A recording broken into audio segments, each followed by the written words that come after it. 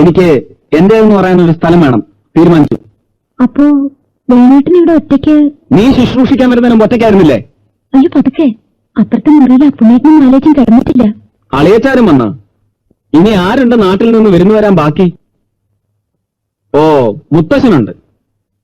മുത്തശ്ശനെ എഴുത്തച്ഛനെ കൂടെ കെട്ടിയെടുക്കാറുന്നില്ലേ?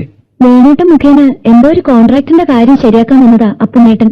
നക്കാപ്പിച്ച കൊഴിഞ്ഞു വീഴുന്നത് നോക്കി എല്ലാവരും തൊഴുതു നിൽക്കുകയല്ലേ. ഈശ്വരനെ പോലെ ആശ്രിത വത്സലനായി ഇദ്ദേഹത്തിന്റെ ഒരു അഭിനയം, പ്രജകളായി നിങ്ങളുടെ അഭിനയം കാണുമ്പോ അറയ്ക്കും. അയ്യോ പതുക്കെ, വേണേട്ടൻ ഉറങ്ങിയിട്ടുണ്ടാവില്ല. എന്തൊക്കെയാ പറയണേ? കേട്ടാലെന്താ തല പോവോ? നോക്കൂ, എടുത്തു ചാടി ഒന്നും നിശ്ചയിക്കണ്ട. വീടെടുക്കുന്ന കാര്യമൊക്കെ വേണേട്ടനായിട്ട് ആലോചിച്ചിട്ട് മതി. വേണേട്ടൻ പറയുന്നത് ചെയ്യാം. ഇനി എനിക്ക് ഒരു ഭയമേ ഉള്ളൂ.